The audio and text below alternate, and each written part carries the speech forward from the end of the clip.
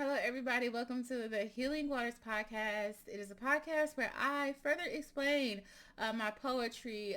This book, Healing Waters, was written by me and just depicts my journey with healing from toxic relationships and or manipulative, abusive relationships, whether that's from you guys' standpoint, a friend, coworker, a family member, or of course an intimate loved one.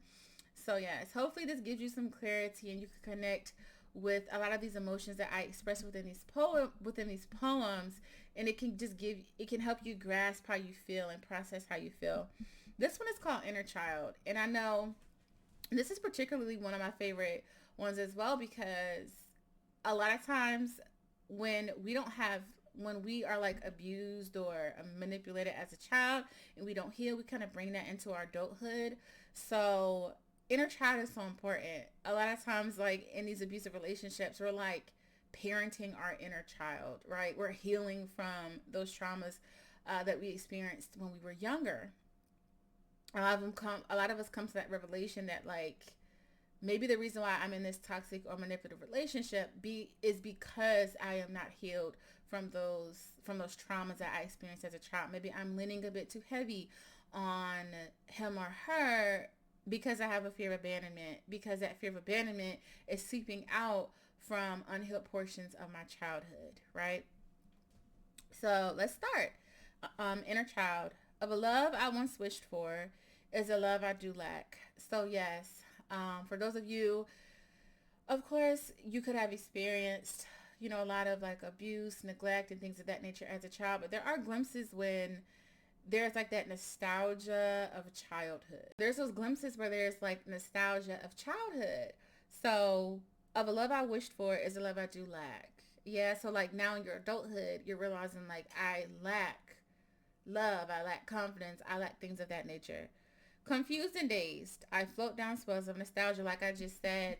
Um, if you are in an abusive relationship, a lot of times you think back towards like childhood and things of that nature, and you ask yourself like, how did I get here? This is not what I ever wanted for my life. Like I had a vision, I had a plan, and how I was going to execute it. I was going to fall in love and all these things of that nature. In a place where lullabies were calm, yet love was wasteful, I long for what should have been. So for those of you who did experience some like neglect, some trauma, and things of that nature, when you reminisce back to your childhood, there's a lot of like correlation between what you experienced then and what you're experiencing now.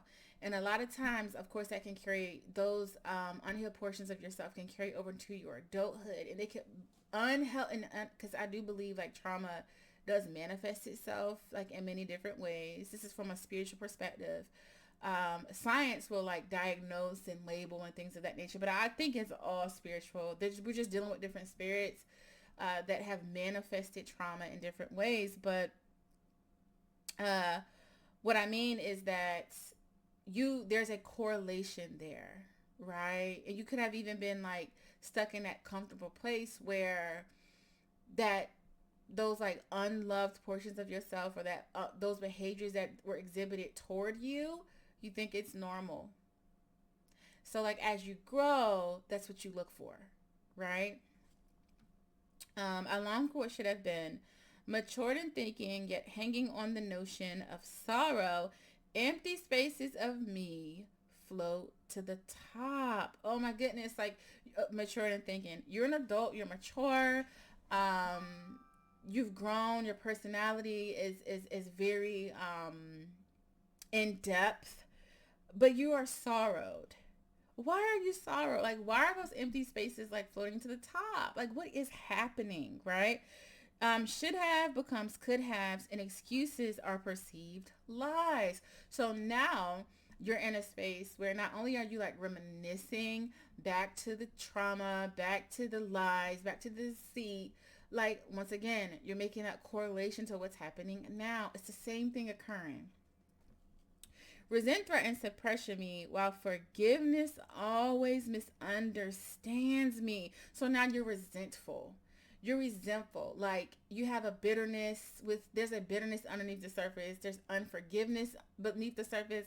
And a lot of times because your heart is so compassionate, you don't even know like how to go about forgiveness. You don't even know, like, you want to forgive, you want to like move past, but then that compassion, that over compassion in your heart would keep you like debilitated. And when I mean debilitated, it's like, just because you forgive somebody doesn't mean that calls for reconciliation. That doesn't mean that you have to continue on with the relationship, right? All compassion means is that you are forgiven. I do understand you may be going through what you're going through, but there needs to be a boundary drawn as well. I can't continue to move forward, right? So, it says, my visions are stalked by cheerful merry-go-rounds and the smell of blossom buttercups. So yes, a lot of times in heavy seasons of like abuse, like I said, that nostalgia of like the innocence of your childhood, you run to that place. You run to that emotional place. You run. I discussed this in a previous video. A lot of times, adults that are like abused like heavily, and I've experienced this as like a mental health worker. Sometimes they can resort to exhibit very childlike behaviors. Like, have you guys ever like noticed that? Maybe that can be like with yourself.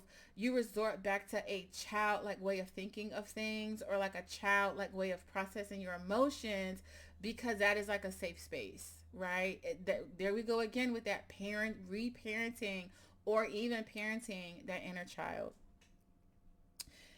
Disguised and folded in, my memories and bliss are intertwined with cold deserts of hate. So once again, and when I wrote this, like, if you're dealing with, if you dealt with heavy like trauma as a child, of course, like your childhood is in this innocence.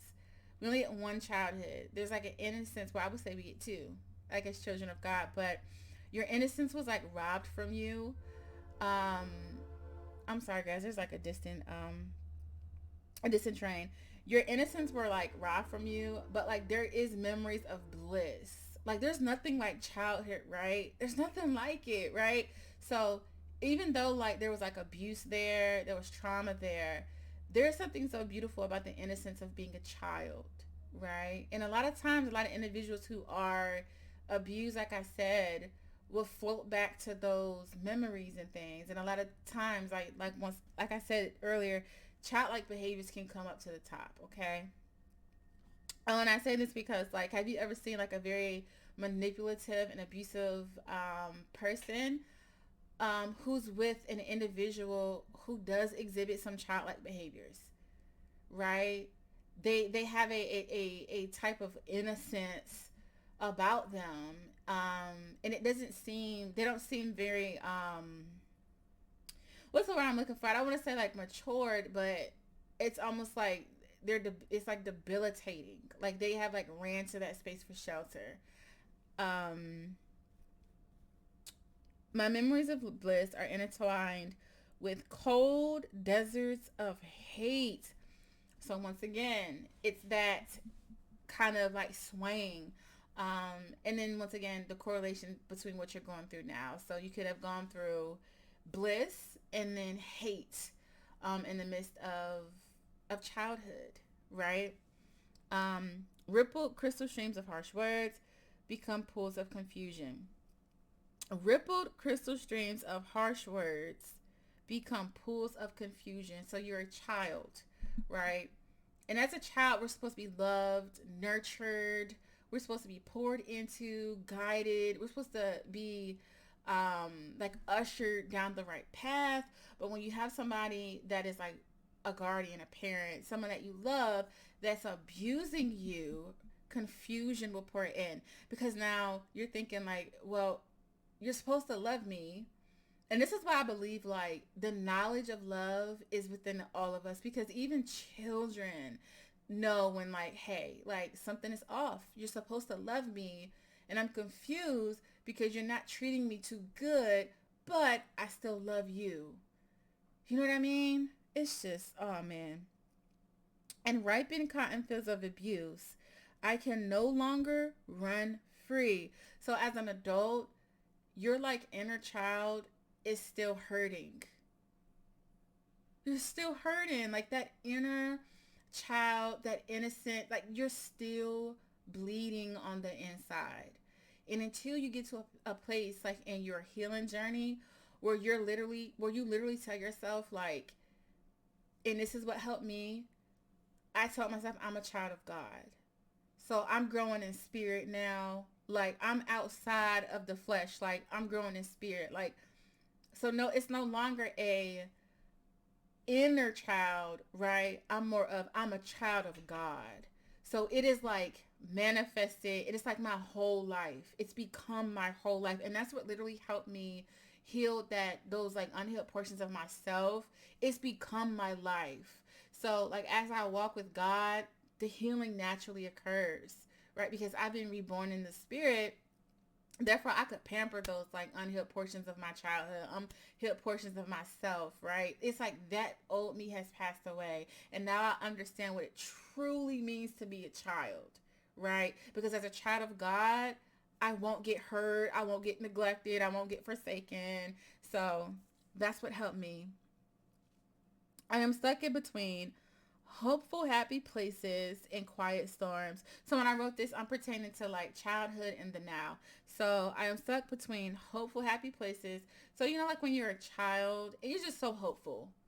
Like you're just so hopeful in life. Like you're just so joyful. You know, there's no worries, right? In quiet storms, you're experiencing the abuse, right? And even if you correlate this to your childhood where you experienced the abuse as well, you feel like you don't have a voice. You feel like you can't break free or run free. You feel like you are shackled, right? Because as an adult, like you're under the care of a parent guardian that is like abusing you and mistreating you. How do you run free? You're just like stuck in that place, right? You're there and you have to endure it. So that's what it almost feels like being in a abusive relationship. And I don't know, like I said, a lot of times like people do resort back to that childlike way of thinking where it's almost like they yield and surrender to like the parent or the guardian because the natural instinct of a child is to yield to their parent or their caretaker. So like that behavior is similar to a individual that is getting like abused or in domestic violence, that like other party would yield. And like I said, we have to question, are these things learned? It sounds more like not just a learned behaviors, but it's like a spiritual unrest in a way, right? But that's why I said like one thing that helped me was like my entire life I'm a child. My entire perspective of life has been changed, right? I'm a child of God and I live that way accordingly. And God does not hurt me. God does not forsake me. God does not neglect me. God does not abandon me. God is just. So yeah, God bless y'all. Thank y'all for like tuning in. Please tune into the next video and please go back and like read these poems. I don't read them during this particular podcast because just for time's sake, but go back and like read it more for clarity. I do ask like in all the videos, go back and read. But thank you all for like tuning in and I will see you on the next video. Bye-bye.